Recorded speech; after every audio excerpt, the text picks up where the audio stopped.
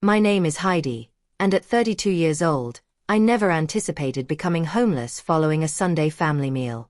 When my mother yelled at me to leave and never return, I actually obeyed this time.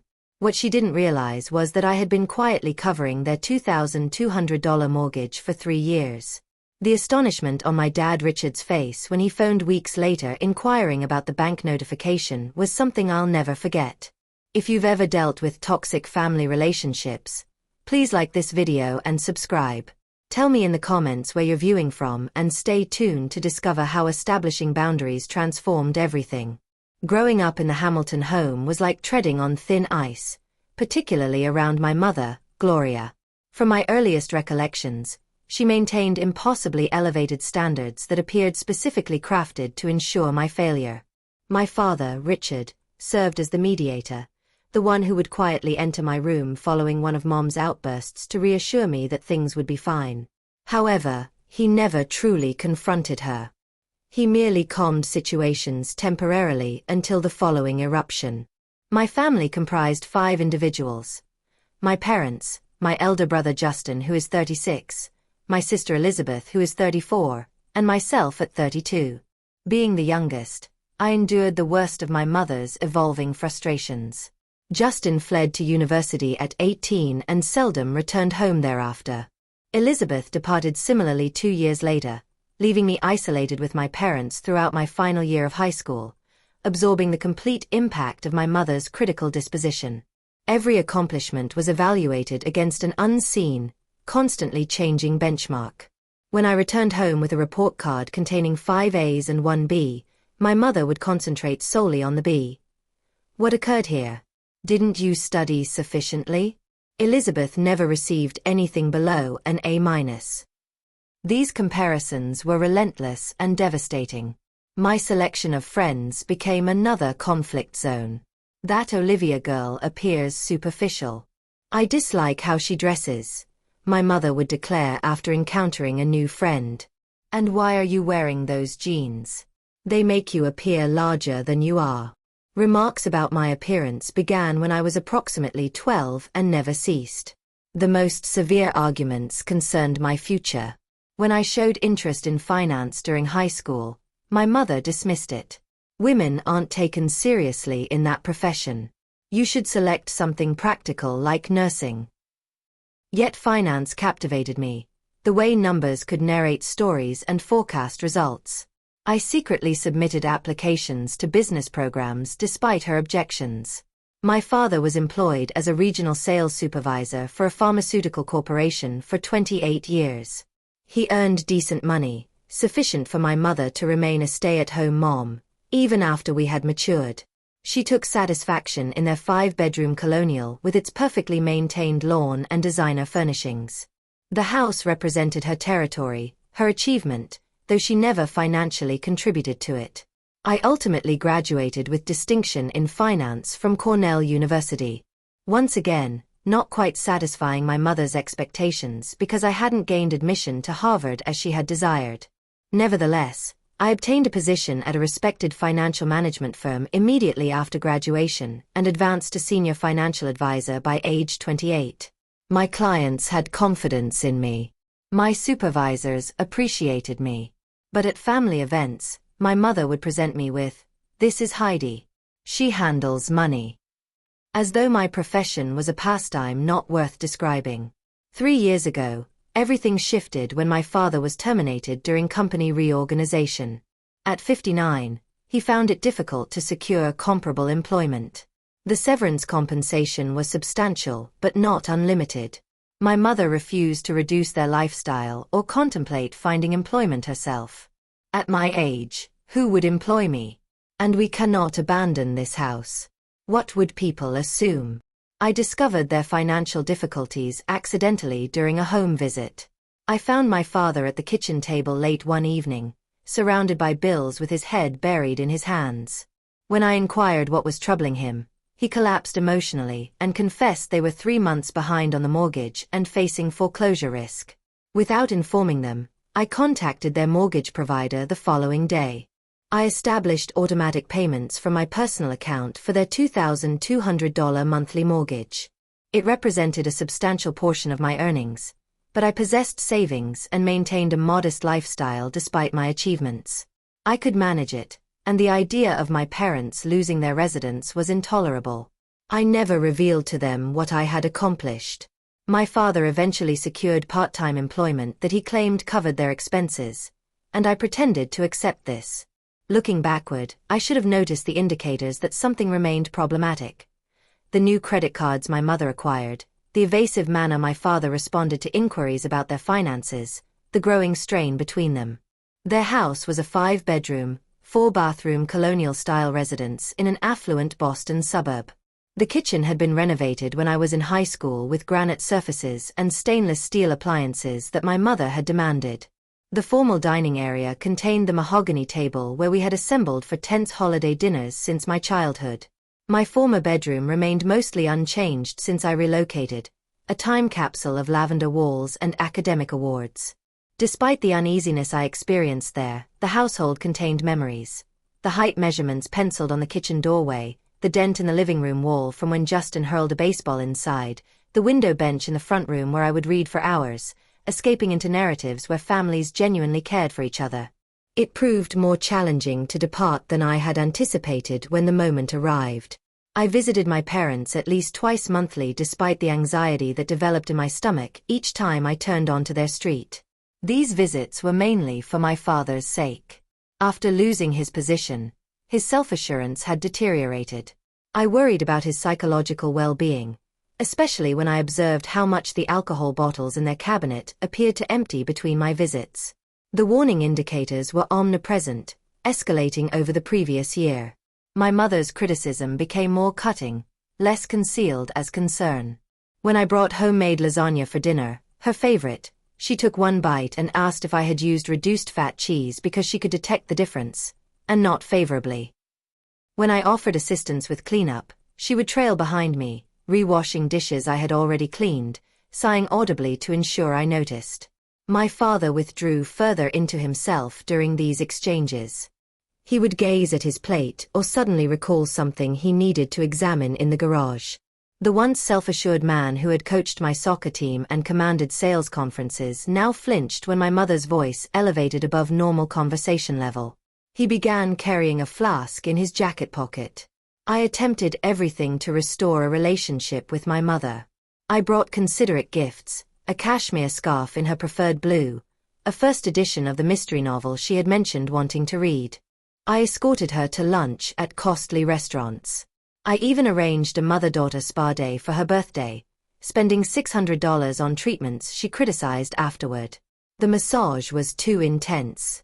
I instructed her to be gentler, but did she comply? "My back will be bruised tomorrow," she complained as we drove home.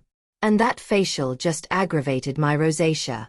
"I don't understand why I allowed you to convince me into these activities." Nothing succeeded. Every gesture was met with criticism or doubt. "Why are you being so pleasant suddenly? What do you want?" she asked once, as if kindness could only be transactional. My best friend Sophia perceived through my artificial cheerfulness when I would return from these visits. One evening, over wine in my apartment, I finally broke down and shared everything, including the mortgage payments I had been making secretly. "Heidi, dear, this isn't normal or healthy," Sophia said, refilling my glass. "You're 32 years old, successful, intelligent, and beautiful. And you're being emotionally mistreated by your mother while financing their lifestyle." "They're my parents," I protested feebly. "What am I supposed to do? Allow them to lose their house?" "Perhaps they should lose the house," Sophia responded. "Maybe they require a reality check. Your mom refuses to work. They won't downsize. And meanwhile, you're sacrificing your own financial future. Where are your boundaries?" I lacked an answer. In our family, boundaries were viewed as selfish, particularly when established by children against parents. My mother strongly believed in the "honor thy father and mother" commandment, selectively interpreting it to mean, do whatever we say without questioning. The cultural expectation weighed heavily as well. In our community, adult children were expected to provide care for aging parents. At church, at neighborhood gatherings, the worst thing you could be was an ungrateful child who abandoned family obligations. The fact that my parents were only in their early 60s and perfectly capable of supporting themselves with lifestyle adjustments seemed irrelevant against the burden of these expectations. So I continued the visits, the payments, the emotional acrobatics. I began experiencing panic attacks the night before seeing them, my chest constricting until I could scarcely breathe. My therapist recommended reducing contact, but the guilt was overwhelming. What type of daughter would I be if I abandoned them now? What I didn't fully comprehend then was how my mother's resentment toward me had been intensifying alongside my success. Each promotion, each client recognition, each financial achievement I attained seemed to deepen her bitterness. She had abandoned a promising real estate career to raise children, a fact she reminded us of regularly. Witnessing me flourish in my chosen field, unmarried and child-free by choice, contradicted everything she had been taught about a woman's value and purpose. "When are you going to settle down?" became her persistent refrain. "Careers are pleasant, but family is what truly matters in the end." No one wishes they had spent more time at the office on their deathbed. The irony that she seemed to actively despise her own family was apparently lost on her. The ultimate warning signal occurred 2 weeks before everything collapsed. I had arrived unexpectedly on a Tuesday evening, bringing dinner from their preferred Italian restaurant. I entered using the key they had provided me years earlier and overheard my mother's voice from the kitchen. "She believes she's so special with her sophisticated job and her upscale apartment," she was saying, presumably to my father. "Little Miss Perfect constantly flaunting. Does she think we can't see right through her?" I froze in the corridor, the paper bag of food becoming heavy in my arms. "Gloria, please." My father's voice sounded weary. "She's just attempting to help." "We don't need her assistance," my mother retorted. "We were fine before she began meddling. I raised her better than this, to be so patronizing." I retreated quietly and departed without them ever realizing I had been there. I remained in my car for 20 minutes, trembling before I could drive home. That evening I phoned Sophia and wept until my throat was sore. "Next time will be different," I promised myself as I had done countless times previously. "Next time I'll defend myself." But old patterns die hard, and the fear of confrontation had been ingrained in me since childhood. I didn't realize then that next time would be the breaking point for all of us. My father's 60th birthday occurred on a Saturday in April. Despite my uneasiness after hearing my mother's remarks, I decided to return home for the weekend to celebrate with them. I brought an overnight bag and a carefully wrapped gift box containing a Rolex watch I had spent months saving for. It was the precise model my father had admired in a magazine years earlier, saying, "Perhaps when I retire." With his job loss, that retirement Rolex had become an unattainable dream, and I wanted to give him something meaningful to boost his spirits. The tension was obvious from the moment I arrived. My mother welcomed me with a rigid embrace and immediately remarked on my hair. "Oh, you cut it again." It was finally reaching a nice length. I had actually grown it out for months, but correcting her would only provoke an argument.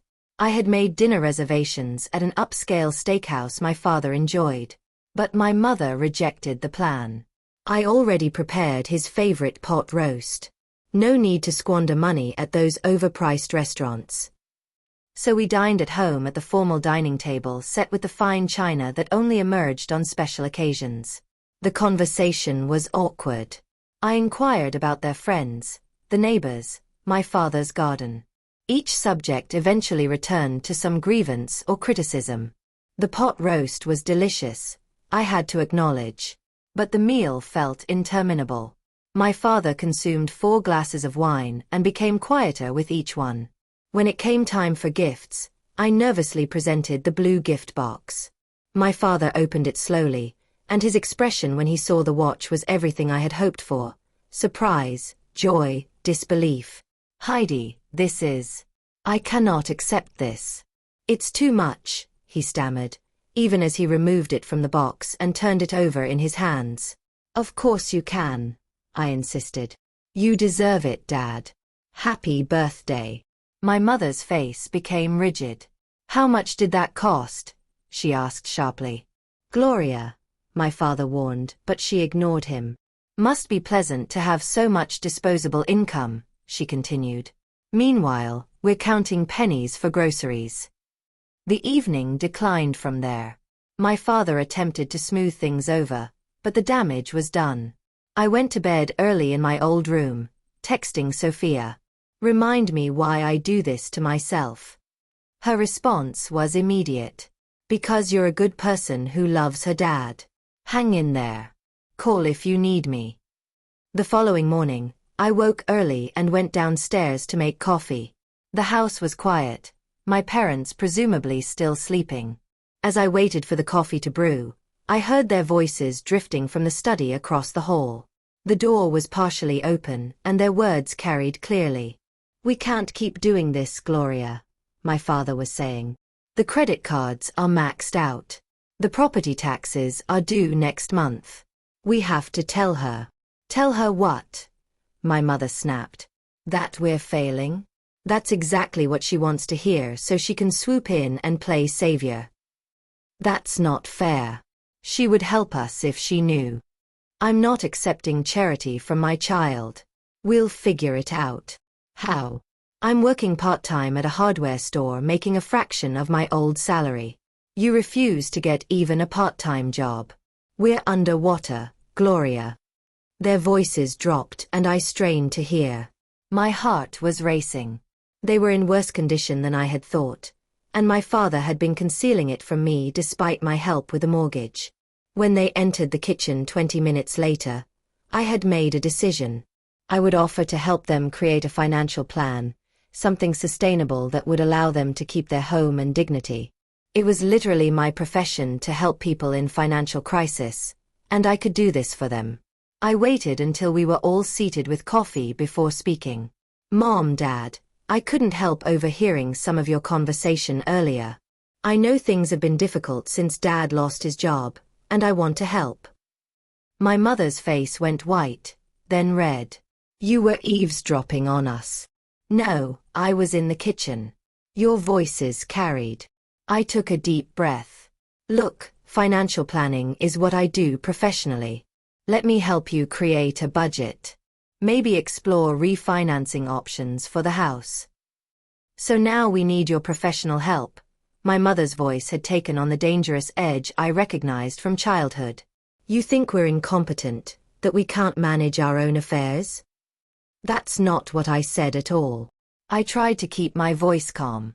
But it sounds like things are serious, and I have resources and knowledge that could help. Of course you do, she said sarcastically. Little Miss Perfect with all the answers. You have no idea what the real world is like. You've had everything handed to you. The unfairness of this statement stunned me.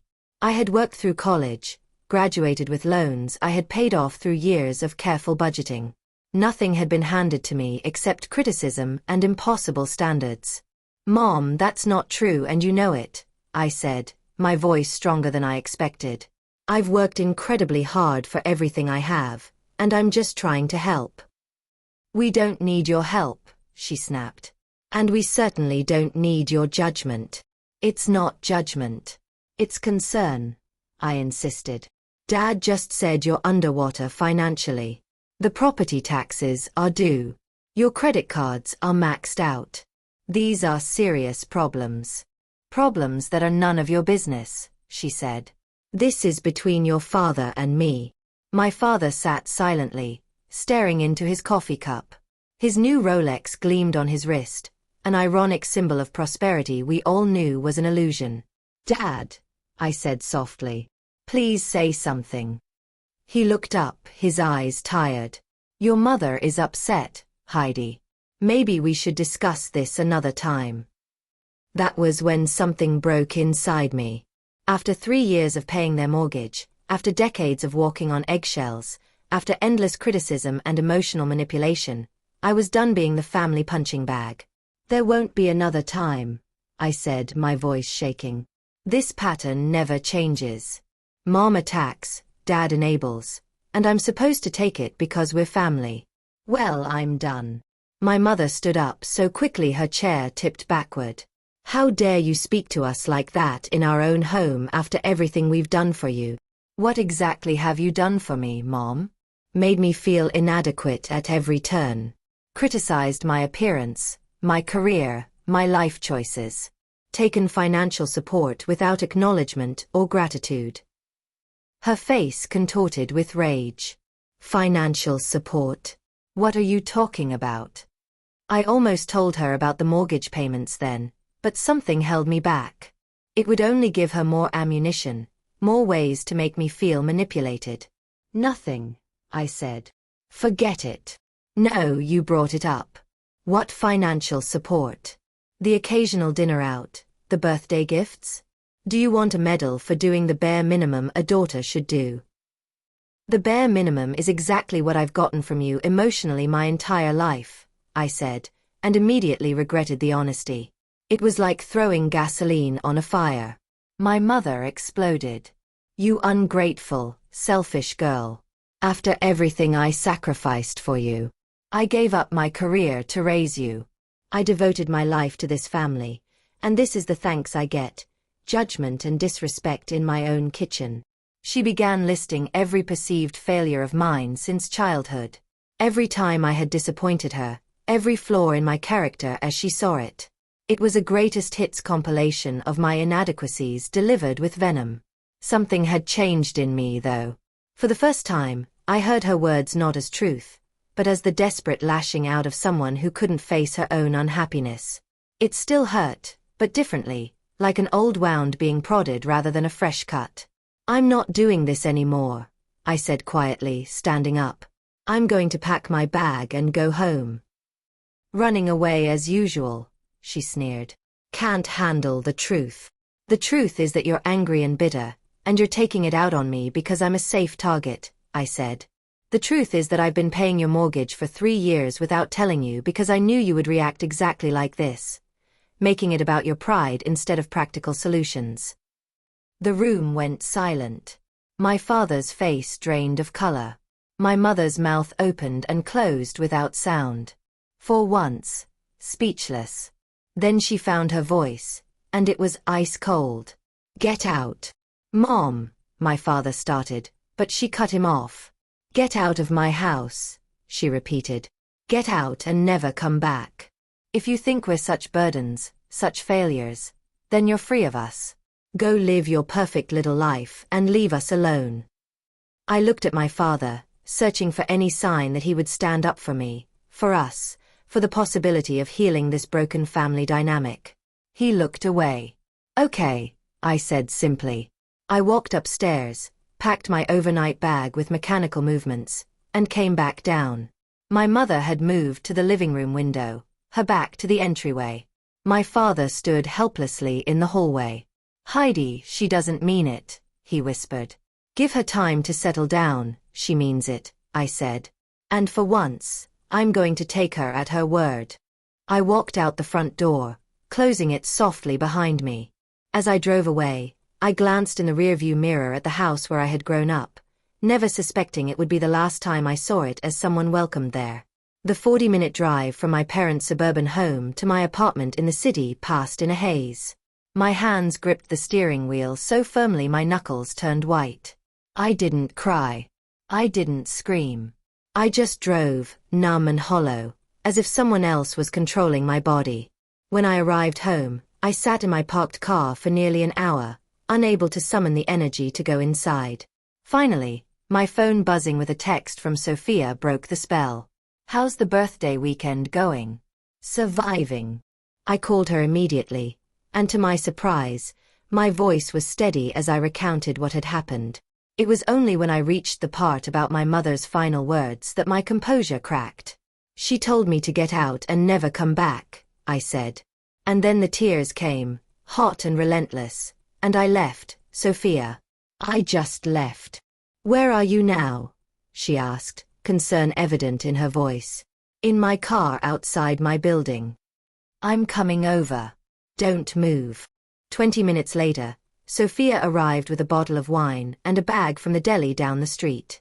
She took one look at me, still sitting in my car, and opened the passenger door, sliding in beside me. "First hug, then food, then wine, then we figure this out," she said, pulling me into her arms. I spent that night on Sophia's sofa, unable to be alone with my thoughts. The next day was Sunday, and she called in sick to her job on Monday to stay with me. By Tuesday, I had to return to work. Though I was barely functional, I went through the motions with clients, my professional mask firmly in place. But inside, I was unraveling. My father called several times that first week. I let each call go to voicemail. His messages were vague. "Please call me back, Heidi. We need to talk." No apology, no acknowledgement of what had happened.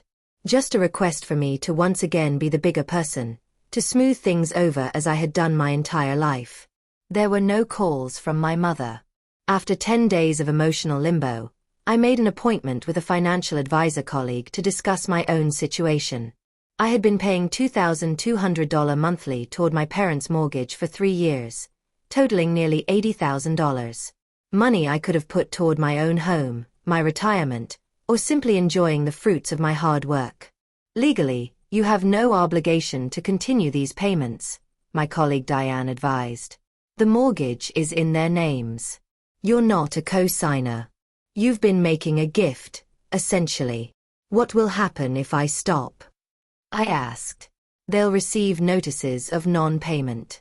Eventually, if they can't make the payments themselves, foreclosure proceedings could begin. But Heidi, that's not your responsibility." I decided to stop the automatic payments immediately. It was both terrifying and liberating, like cutting a cord that had both connected and constrained me. The next step was finding my own place to live, a permanent home rather than the series of rentals I had occupied since college.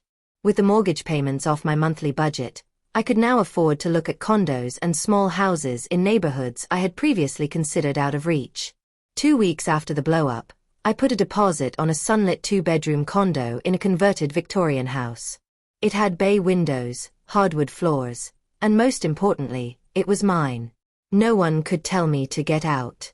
No one could make me feel unwelcome in my own space. During this time, I also started seeing a therapist, Dr. Martinez, who specialized in family trauma. Our first session was revelatory. "What you're describing sounds like a lifetime of emotional abuse," she said after I recounted my childhood and recent events. "Your mother exhibits classic narcissistic behaviors, and your father is what we call an enabler." "But she's not always terrible," I protested weakly. "Sometimes she can be loving, especially when I'm doing exactly what she wants." "That's part of the cycle of abuse," Dr. Martinez explained. "The periods of apparent normalcy or even affection keep you hoping things will change. They keep you coming back. But has the fundamental dynamic ever really changed?" I had to admit it hadn't. The good periods were just lulls between storms, never representing real growth or healing. Through therapy, I began to recognize patterns I had never seen before. How my mother would create crises to pull me back when I was establishing independence, how she would undermine my confidence before important life events, how she would pit family members against each other to maintain control. "What about the mortgage payments?" I asked Dr. Martinez during our third session. Was I enabling them by paying without telling them? She considered this thoughtfully. "Your intention was to help, but keeping it secret did prevent them from facing reality.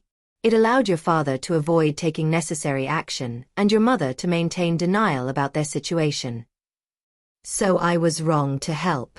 The thought was painful. "Not wrong. You acted out of love and concern, but sometimes helping can hurt in the long run. True help would have been working with them to develop financial independence, not creating financial dependence." The hardest part of those weeks was learning to sit with guilt without acting on it. When I would think about my parents possibly losing their home, my instinct was to rescue them, to sacrifice my own well-being to preserve theirs.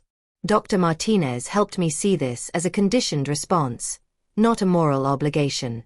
"Your parents are adults who made their own choices," she reminded me. "Your father chose not to find adequate employment after his job loss. Your mother chose not to work or adjust their lifestyle. These were choices, not circumstances thrust upon them. Gradually, the panic attacks subsided. I slept through the night more often. I stopped checking my phone constantly for messages from my father. I began to embrace the possibility that life could be different, that I could love my family without being consumed by them. I threw myself into making my new condo a home. I painted the walls colors my mother would have hated, a deep teal in the living room, a sunny yellow in the kitchen. I bought furniture that suited my taste rather than what would impress others. I created a home office where I could work on personal financial projects, including a revised retirement plan now that I had an extra $2,200 monthly to invest. Through it all, there was a lingering sadness. Despite everything, I loved my parents. I missed the father who had taught me to ride a bike, who had slipped me extra allowance for books, who had been proud of me before my mother convinced him not to be. I even missed the mother who, in rare moments of connection, would share stories of her own childhood dreams or laugh genuinely at a shared joke. But I couldn't miss them enough to destroy myself in the process of loving them. That was the boundary I was finally learning to set. Exactly 3 weeks and 2 days after I walked out of my parents' house, my phone rang with my father's number while I was at work. I had been expecting this call yet was still unprepared for the rush of emotion that hit me when I saw his name on the screen. I was alone in my office between client meetings, so I took a deep breath and answered. "Hello, Dad. Heidi." He sounded relieved that I had picked up. "How are you, sweetheart?" The casual normalcy of his greeting, as if nothing had happened, was jarring. "I'm okay," I said cautiously. "How are you?" "Oh, getting by." There was an awkward pause. "We've missed you at Sunday dinners." I said nothing, waiting. If he wanted to pretend everything was normal, he would have to do it without my help. "Your mother has been asking about you," he continued, which I knew was a lie. If my mother had been asking, it wasn't out of concern. "Has she?" I kept my voice neutral. He cleared his throat. "Well, you know how she is. She has her pride. But I know she regrets what happened." "Did she say that?" I asked. Another pause. "Not in those exact words, no. But I know she does." My heart sank. Nothing had changed. He was still making excuses for her, still expecting me to accept the unacceptable. "Dad, why are you calling?" I asked directly. "Can't a father call his daughter just to check in?" He attempted a light tone that fell flat.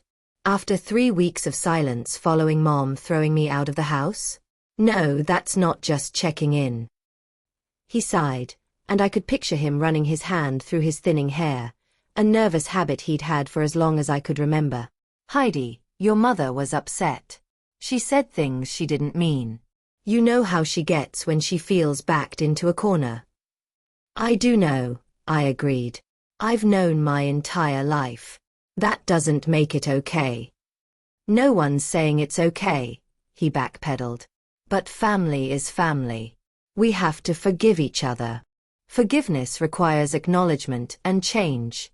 Dad, has Mom acknowledged what she did? Has anything changed?"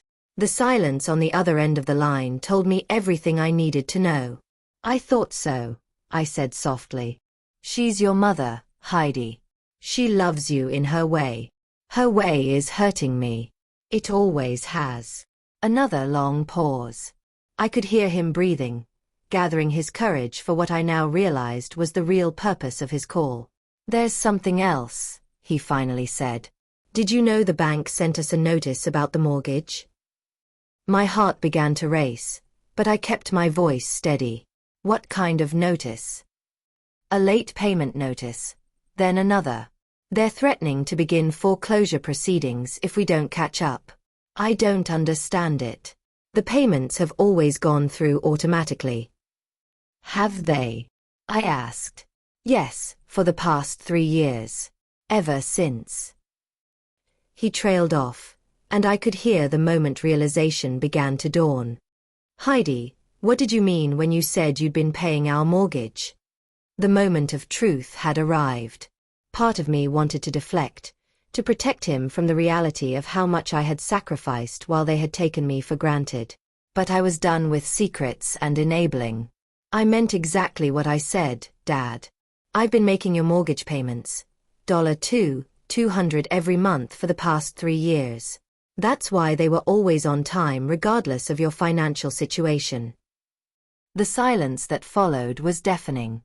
That's not possible, he finally said, his voice faint. We would have known. How? You never looked at the payment details, did you? The bank statement just showed the payment was received. You assumed it was coming from your accounts. But why would you? How could you afford? He stammered. I make good money, Dad. The money you and Mom dismiss as my fancy job. I lived in a smaller apartment than I could afford, drove an older car, limited my expenses so I could help you keep your home. Because I loved you and couldn't bear to see you lose everything. Why didn't you tell us? There was pain in his voice now, and confusion. Because I knew Mom would react exactly as she did when I tried to help openly. She would see it as an attack on her pride, on your capabilities, instead of what it was, a daughter loving her parents. 3 years, he repeated, the enormity of it sinking in. That's over $70,000. $79,200 to be exact, I confirmed. Heidi, I had no idea. I thought. I told your mother I had found freelance consulting work that was covering our expenses. I was too ashamed to admit I was stocking shelves at 60 years old. The admission broke my heart. My proud, accomplished father had been reduced to creating fictions to preserve his dignity. There's no shame in honest work, Dad. The shame is in not facing reality. Does this mean, have you stopped the payments? He asked, his voice small. Yes, I said simply. When Mom told me to get out and never come back, I took her at her word. All of it. But the house, he began, is not my responsibility, I finished firmly. It never was. You and Mom need to make some hard decisions now. Sell the house you can't afford. Get jobs that cover your actual expenses. Create a sustainable retirement plan. All things I offered to help with before Mom threw me out. She'll never agree to sell, he said, panic edging into his voice. Then she needs to get a job, or you need to find better paying work, or both. But Dad, I can't keep setting myself on fire to keep you warm. I understand, he said, though I wasn't sure he did. What you did for us. I don't know what to say. You don't need to say anything. But I do need you to understand that things have to change. I'm not coming back to the old dynamic. I'm not going to be the family scapegoat anymore. Of course not, he agreed quickly. I'll talk to your mother. I'll make her understand. I almost laughed at the idea that he could make my mother understand anything she didn't want to acknowledge. Good luck with that. Could we meet to talk about all this in person? He asked hopefully. I considered refusing. The thought of facing either of them again so soon made my stomach clench. But I also knew that written boundaries were clearer than unspoken ones. Not at the house, I said firmly. I'll meet you at Riverside Cafe on Thursday at noon. Just you, not Mom. I'm not ready to see her yet. He agreed quickly, thanking me repeatedly before we hung up. After the call ended, I sat at my desk shaking. I had finally told the truth, and the world hadn't ended. In fact, for the first time in years, I felt like I could finally breathe. I arrived at Riverside Cafe 20 minutes early on Thursday, choosing a table in the back corner where I could see the door. I had prepared for this meeting with the same thoroughness I would use for an important client presentation. Dr. Martinez and I had role-played potential scenarios. I had written down my boundaries and practiced stating them clearly and calmly. Remember, you're not responsible for their emotions or reactions, she had advised during our emergency session the day before. You're only responsible for communicating your own needs and limits with clarity. My father arrived exactly on time, looking like he had aged years in the few weeks since I'd seen him. His shoulders were hunched, his face gaunt. The Rolex I had given him was conspicuously absent from his wrist, and I wondered if he had pawned it already. Heidi, he said with visible relief, as if he had half expected me not to show up. Thank you for meeting me. I nodded, gesturing to the chair across from me. We ordered coffee, and an uncomfortable silence fell between us until the server left. How have you been? He asked tentatively. I've been reflecting a lot, I said, sidestepping the politeness. On our family dynamics, on my role in them, on what I want moving forward. He nodded, looking down at his coffee. I've been doing some thinking too. Tell me, I encouraged. He took a deep breath. I want to start by saying I'm sorry, not just for what happened that day, but for years of not protecting you from your mother's anger, for allowing you to become her target, for taking your support without acknowledgement. It was more self-awareness than I had expected, and it momentarily threw me off balance. Thank you for saying that, I managed.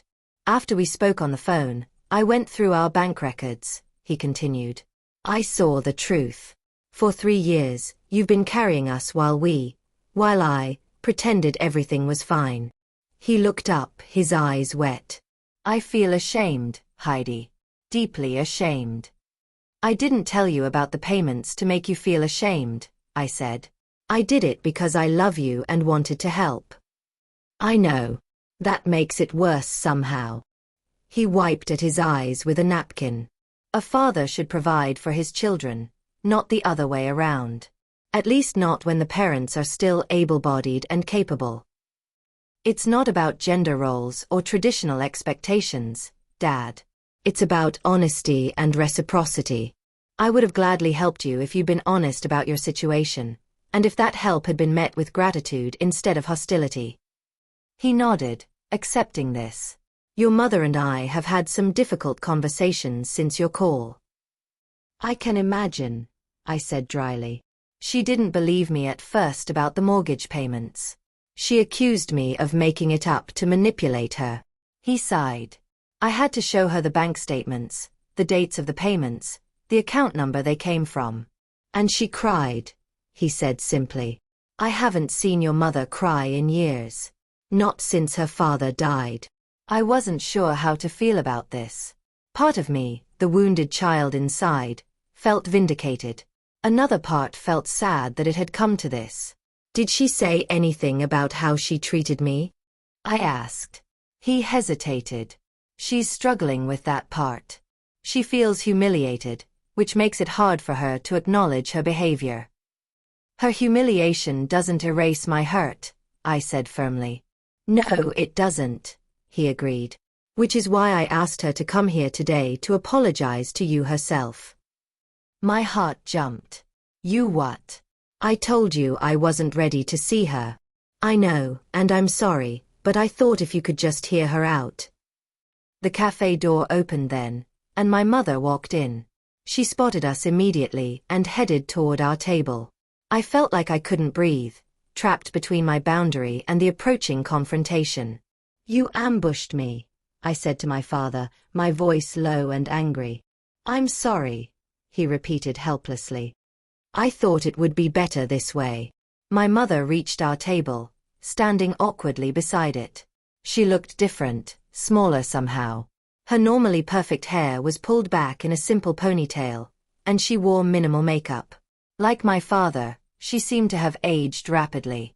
Hello, Heidi, she said, her voice uncharacteristically subdued. I didn't invite her to sit. Dad told me you were coming despite my explicit request to meet with him alone. She flinched at my tone.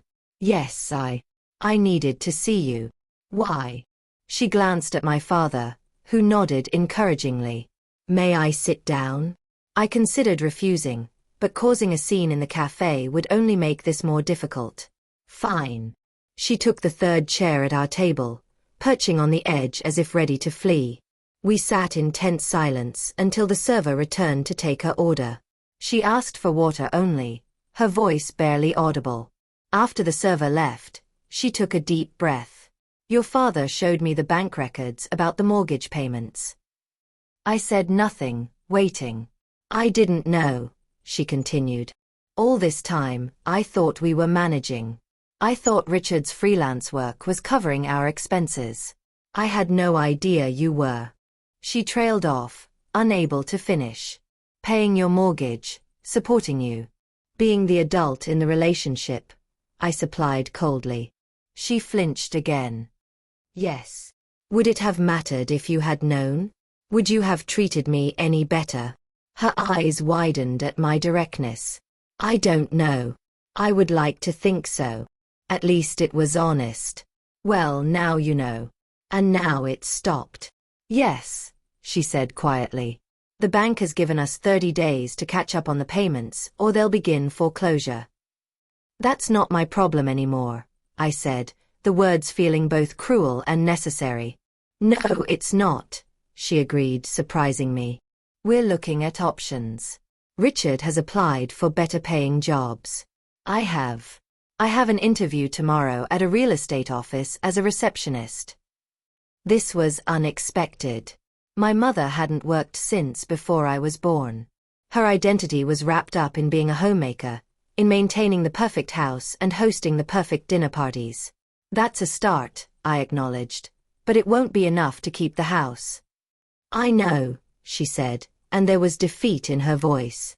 We've contacted a realtor. She's coming next week to assess the property. I looked at my father, who nodded confirmation. It's the only sensible option, he said. We should have done it 3 years ago when I lost my job. Yes, you should have, I agreed. My mother twisted her hands in her lap. Heidi, I know an apology isn't enough. What I said to you that day, and many days before it, there's no excuse. No, there isn't, I said, still not ready to make this easy for her. I was cruel to you.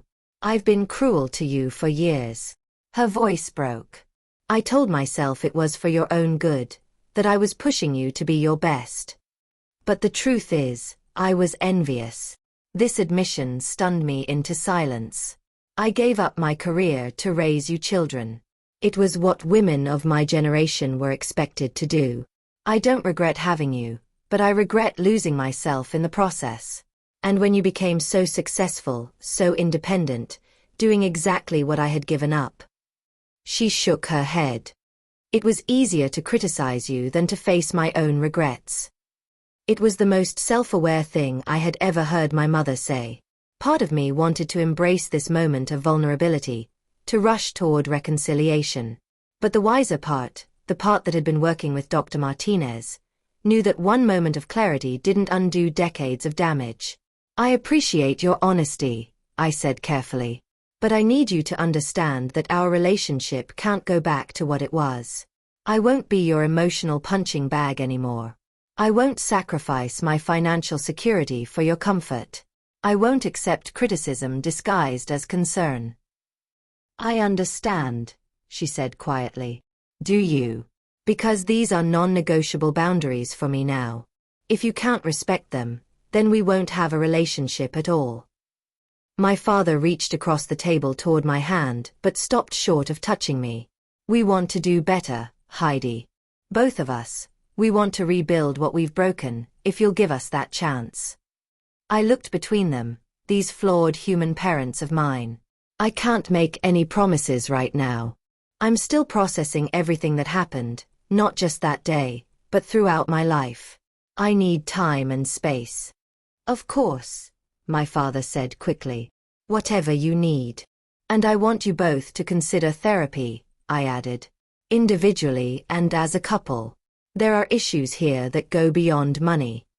My mother's mouth tightened reflexively, but she nodded. If that's what it takes. It's a start, I said. As for the house situation, I can't and won't resume payments, but I can help you create a financial plan for downsizing. I can connect you with resources for job searching. I can advise you on retirement options. That's what I can offer. That's more than we deserve, my father said softly. It's not about deserving, I replied. It's about what I'm willing and able to give while maintaining my own well-being. We talked for another hour, more practically now, about house values in their neighborhood, about my father's resume and interview skills, about what size home they could realistically afford on their reduced income. It was the most adult conversation we'd ever had, No emotional manipulation, no tears, no guilt trips. As we prepared to leave, my mother hesitated, then asked, "Would it be all right if I called you? Just to check in occasionally." "Text first," I said. "Ask if I have time to talk. Respect it if I say not right now." She nodded, accepting this boundary. "I will." We parted without hugs or promises, just a tentative acknowledgement that something new might be possible, even if the old was irrevocably gone. As I drove home, I felt lighter than I had in weeks. Not healed, not whole, but moving in the right direction. For the first time in my life, I had stood firm in my truth and my worth, and the world hadn't ended. In fact, it felt like it might finally be beginning. 6 months can change everything or nothing at all. In my case, it changed almost everything. My new condo became truly mine in ways my previous apartments never had. I painted an accent wall in the living room that bright teal I'd always wanted. I planted herbs on my small balcony. I adopted a cat, a dignified orange tabby named Leo, who greeted me at the door each evening and slept curled against my side each night. My career continued to flourish with the mental energy no longer consumed by family drama. I found myself more creative in my financial planning approaches, more present with clients, more innovative in my investment strategies. I was promoted to senior advisor with my own team, a position that came with a substantial raise and increased flexibility.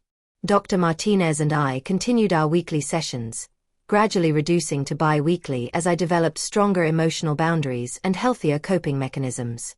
The panic attacks stopped entirely. The nightmares about my mother's criticism faded. The constant background hum of anxiety quieted. "You've done remarkable work, Heidi," Dr. Martinez told me during a session marking our 6-month anniversary of working together. "Many people spend years, even decades, trying to break free from toxic family patterns. You've made tremendous progress in a relatively short time." "It doesn't feel short," I admitted. "It feels like the longest 6 months of my life." "Growth is painful," she agreed. "But you haven't just survived this period. You've transformed through it." My relationship with my parents evolved slowly, with careful steps forward and occasional steps back. My father found a position as a sales manager at a smaller company, making about 60% of his previous salary, but with less stress and more appreciation. He seemed genuinely happier despite the financial adjustment. More surprisingly, my mother not only took the receptionist job but excelled at it. Within 3 months, she had organized the office so efficiently that they offered to pay for her to get her real estate license. At 63, she was embarking on the career she had abandoned for marriage and motherhood 40 years earlier. "The younger agents ask me for advice," she told me during one of our now regular Sunday phone calls. "They say clients trust me because I have life experience." The pride in her voice was something new, something earned rather than manufactured. It suited her. They sold the Colonial in the suburbs, making enough profit to pay off their credit card debt and put a down payment on a 2-bedroom townhouse closer to the city. It was a third of the size of their previous home but required far less maintenance and was within their new budget. "I don't miss the big house as much as I thought I would," my father confessed when we met for lunch one day. "All those rooms we never used, all that stuff we never needed. It feels good to simplify." The most significant change, though, was that my mother began seeing a therapist of her own. It wasn't at my insistence. She made the decision after breaking down at work one day when a client resembling me came in with her young daughter. "I suddenly saw us, you and me, as we were when you were little," she explained, "before I became so critical, when you still looked at me with complete trust. And I realized how much I had destroyed." Her therapist diagnosed her with narcissistic tendencies rooted in her own childhood trauma, a pattern she had unwittingly perpetuated. The work was difficult and often painful for her. There were sessions after which she would call me, voice raw from crying, to apologize for specific incidents from my childhood that she had finally recognized as harmful. I accepted these apologies cautiously, neither rushing to forgive nor holding on to resentment. Dr. Martinez helped me understand that forgiveness was a process, not a single act, and that it was primarily for my own peace rather than my mother's absolution. Our new relationship was built on clearer communication and firmer boundaries. I visited them in their new home once a month, no more. We spoke on the phone weekly, but I felt free to end calls that became negative or draining. I no longer automatically said yes to every request, no longer felt responsible for their happiness or security. The strange thing is, my father observed during a rare moment of insight, now that you're not carrying us, we've learned to stand on our own. It's been good for us, as painful as the process was. The hardest lesson for all of us was learning the difference between helping and enabling. I still offered professional financial advice, but I no longer paid their bills. I celebrated their successes but didn't rescue them from the consequences of their choices. I loved them without sacrificing myself in the process.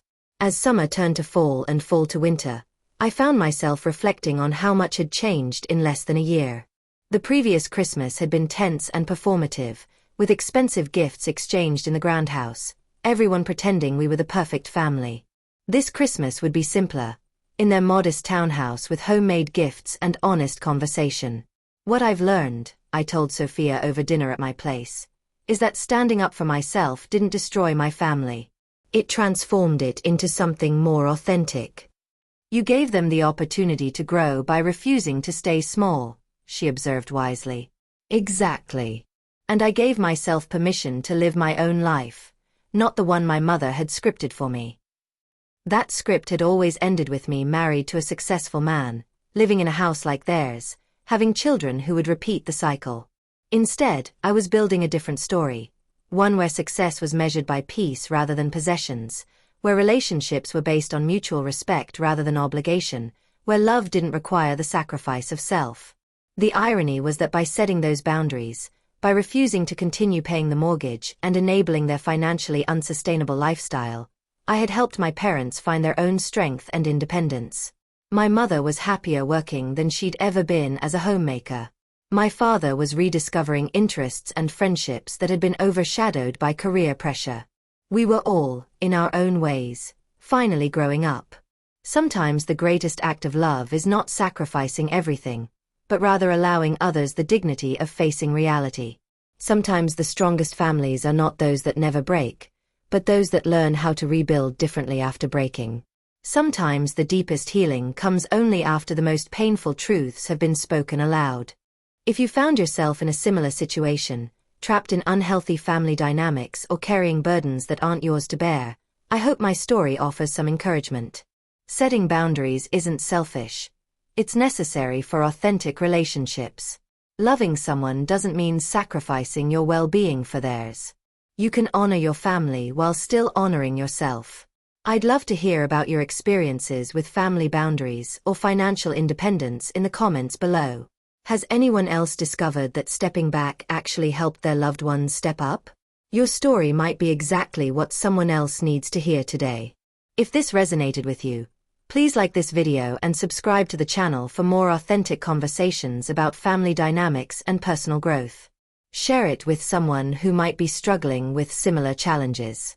Thank you for listening, and remember, true love uplifts rather than diminishes. Take care of yourselves and each other.